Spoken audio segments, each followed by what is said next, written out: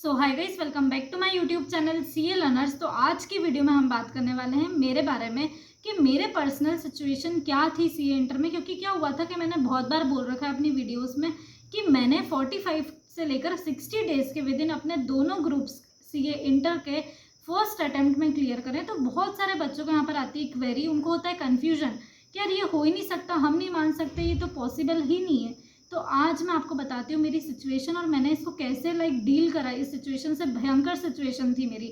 मतलब अगर मैं गारंटी ले सकती हूँ मेरी जगह अगर कोई और होता और था भी, मेरी फ्रेंड और मैं साथ में पढ़ रहे थे, किसी वीडियो में अगर होगा ना तो आप अगर बोलोगे तो मैं एक सेपरेट वीडियो बना दूंगी कि हम दोनों क्या कर रहे थे, साथ में पढ़ रहे थे। पर उसने सीए छोड़ दिया और मैंने अपना अटैम्प्ट जो एक बार में क्लियर कर लिया और आज मैं आप लोगों के लिए भी वीडियोज़ बना रही हूँ।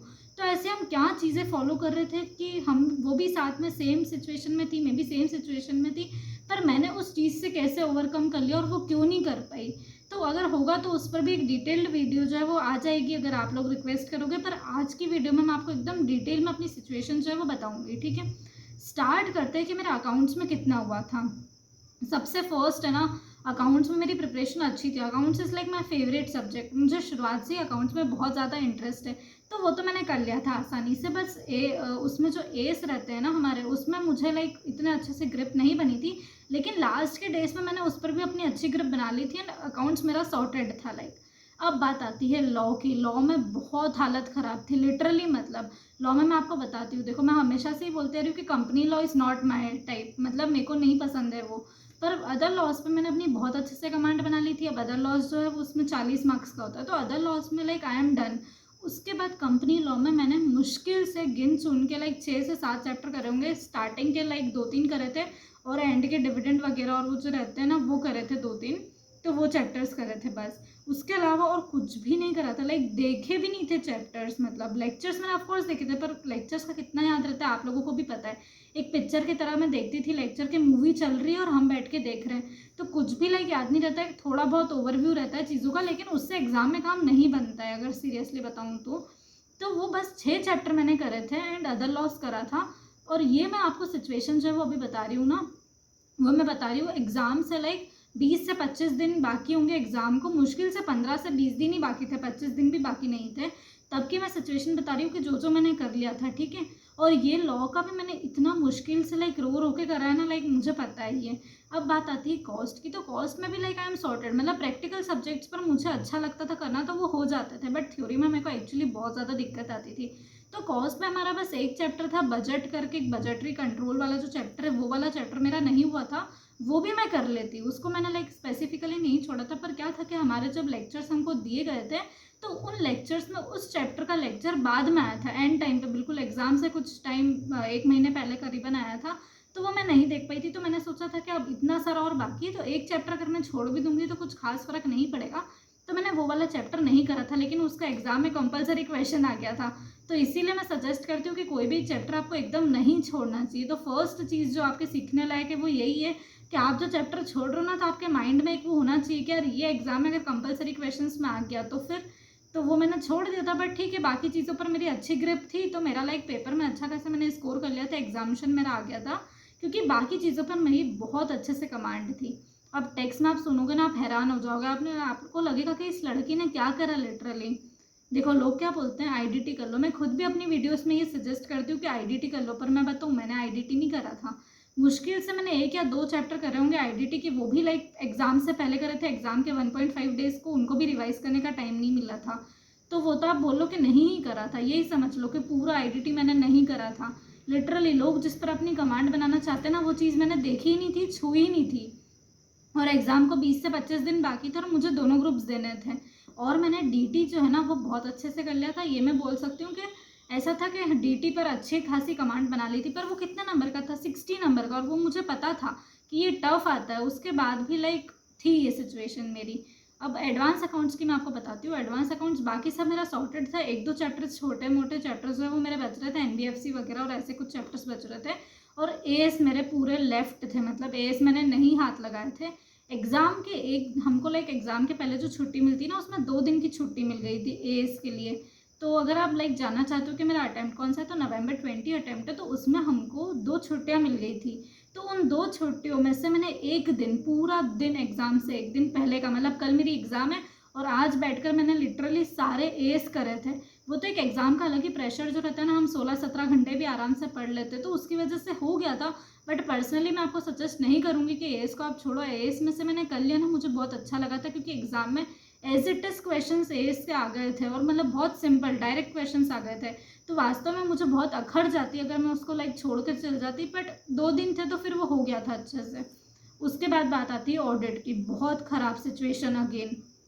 ऑडिट में मैंने क्या करा था, लाइक एसएस वगैरह और ये जो रहते हैं ना, ये तो करा नहीं था। ऑडिट है पूरा ऐसा सब्जेक्ट जिसमें पूरा रटना पड़ता है, तो उसमें अगेन लाइक मेरी हालत ख़राब ही रहती है थ्योरी में। तो ऑडिट में मैंने मुश्किल से लाइक 6 से 7 चैप्टर्स करे होंगे, और वो भी लाइक ऐसे चैप्टर्स जो कि बहुत ही सिंपल थे, शॉर्ट चैप्टर्स थे। मतलब मैंने एग्ज़ाम से पहले तो ऑलमोस्ट आप बोल सकते हो 8-10 चैप्टर कर लिए थे, लेकिन एग्ज़ाम के एक दिन पहले, लाइक जो हमको टाइम मिलता है ना 1.5 डे बिफोर एग्ज़ाम, उस टाइम मेरा बहुत कम रिवीजन हुआ था। मेरी क्या थी, स्पीड बहुत स्लो थी। वो 0.5 डे जो था ना, वो मेरा बिगड़ गया था ऑडिट के पेपर के पहले। लाइक उस टाइम बहुत थकान हो गई थी इतने सारे पेपर्स की, तो वो 0.5 डे मेरा लाइक बिगड़ गया था। तो वो जो लाइक अगला दिन जो पूरा एक दिन बचता है ना, उसमें एक तो वो प्रेशर था कि यार 0.5 डे बिगड़ गया है, और फिर उस प्रेशर की वजह से जितना मैं पढ़ सकती थी उतना भी नहीं पढ़ पाई मैं, और फिर सिर्फ 6-7 चैप्टर्स का ही रिविजन हुआ था।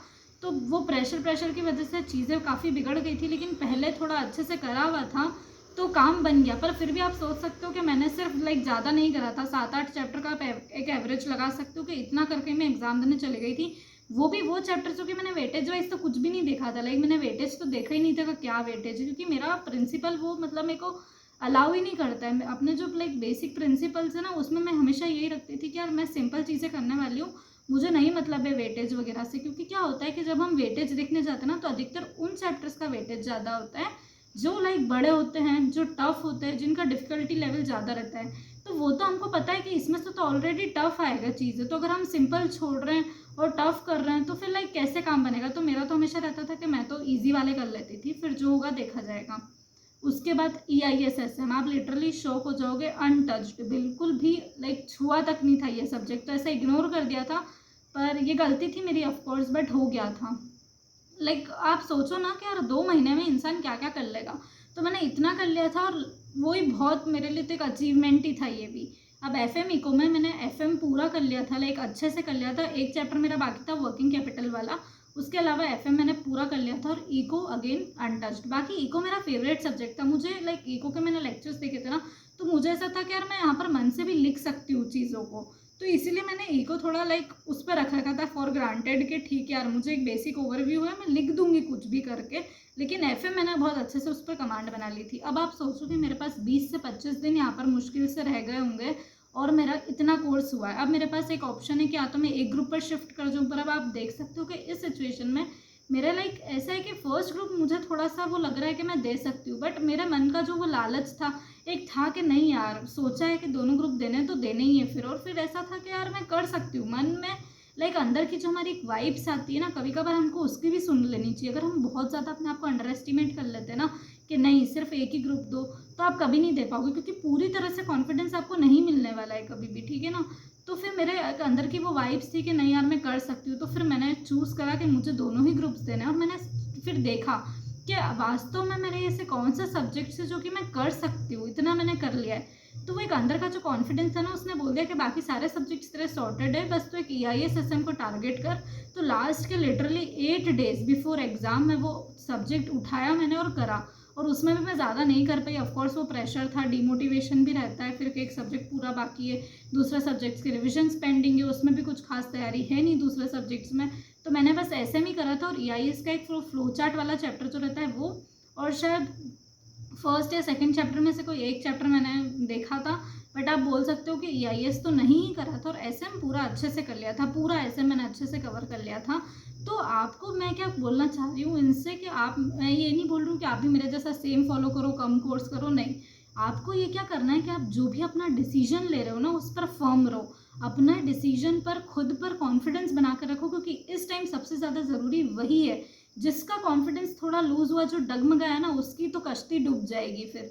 तो बहुत ज़्यादा फर्म रहना, और जो भी डिसीजन ले रहे हो ना वो सेल्फ लो, कोई आपको आके अपना आपका परफेक्ट डिसीजन नहीं बता सकता।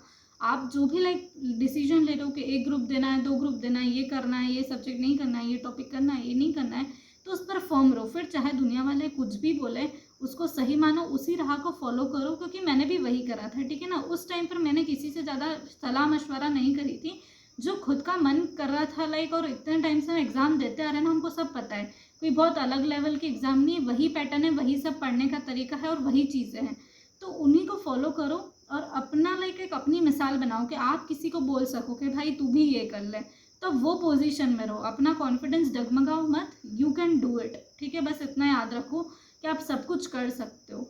तो अगर आज की वीडियो से थोड़ा बहुत भी कॉन्फिडेंस मिला हो, मोटिवेशन मिला हो, तो वीडियो को लाइक करना ना भूले, चैनल को सब्सक्राइब करना ना भूले। So thanks for watching, bye.